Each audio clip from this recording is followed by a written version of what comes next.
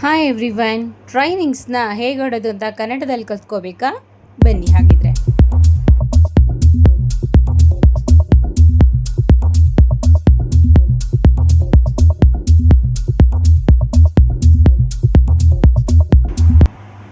ಈಗ ರೂಲ್ಸ್ನ ತಿಳ್ಕೊಳ್ಳೋಣ ಹೇಗೆ ಆಡೋದು ಅಂತ. ಈ ಥರ 3 ದೊಡ್ಡ ರಿಂಗ್ನ ಒಂದೇ ಲೈನಲ್ಲಿ ಕೂರಿಸಿದ್ರೆ 1 ಪಾಯಿಂಟ್, ಅಥವಾ ಒಂದು ದೊಡ್ಡ ರಿಂಗು, ಒಂದು ಮಿಡಲ್ ರಿಂಗು, ಆ ಮಧ್ಯದಲ್ಲಿರುವಂಥ ಸ್ಟಿಕ್ನ ಸೇಮ್ ಕಲರ್ ಅದು ನಮ್ಮದೇ ಆಗಿರಬೇಕು, ಅದು 3 ಕೂತ್ರೆ ಕೂಡ 1 point, ascending or descending.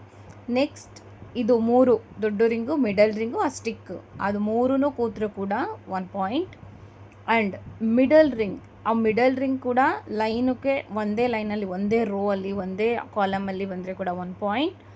And middle stick ಕೂಡ ಒಂದೇ ಕಲರಲ್ಲಿ ಒಂದೇ ಲೈನಲ್ಲಿ ಬಂದರೆ ಕೂಡ 1 ಪಾಯಿಂಟ್. ಈ ಥರ ರೂಲ್ಸ್ ಇರೋದು. ಸೊ ಇವಾಗ ಯಾವ ಥರ ನಾವು ಪ್ಲೇ ಮಾಡಿದ್ವಿ ಅಂತ ನಿಮಗೆ ಜಸ್ಟ್ ತೋರಿಸ್ತೀವಿ. ಇದು ನಾನು ತಂದಿರೋವಂಥ ಟ್ರೈ ರಿಂಗ್ಸ್ ಬೋರ್ಡ್. ಈ ಟ್ರೈ ರಿಂಗ್ಸಲ್ಲಿ ನಾವು ಆಡ್ದಾಗೆ ಆಡಬೇಕು ಅಂತ ಏನಿಲ್ಲ, ಬಟ್ ಜಸ್ಟ್ ಇದು ನಾನು ನಿಮಗೆ ಹೇಗೆ ಆಡ್ತೀವಿ, ಹೇಗೆ ಒಬ್ರದ ಪಾಯಿಂಟ್ಸ್ನ ನಾವು ಕಡಿಮೆ ಮಾಡ್ಬೋದು ಅನ್ನೋದನ್ನು ತೋರಿಸ್ತಾ ಇದ್ದೀವಿ ಅಷ್ಟೇ.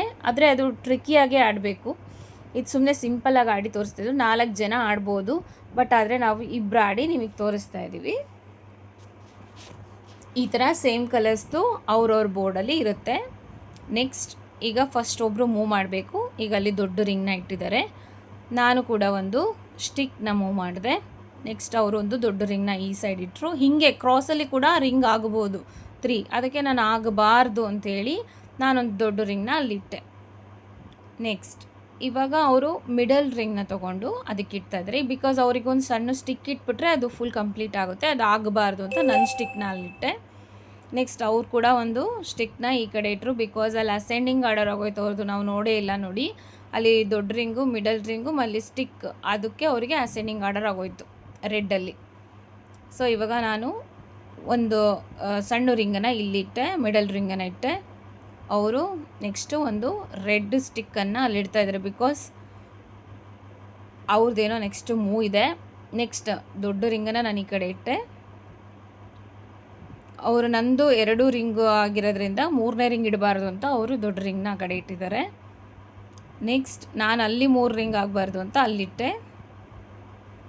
ಇಲ್ಲಿ ಮಿಡಲ್ ರಿಂಗ್ನ ಇಟ್ಟರು ನೋಡಿ, ಆವಾಗಲೇ ಅವ್ರು ಏನಕ್ಕೆ ರೆಡ್ ಸ್ಟಿಕ್ ಇಟ್ಟಿದ್ರು ಅಂದರೆ ಮಿಡಲಲ್ಲಿ ಅದನ್ನ ಇಟ್ಟರೆ ಅವ್ರದ್ದು ಇವಾಗ ಅಸೆಂಡಿಂಗ್ ಆರ್ಡರ್ ಆಗೋಯ್ತು.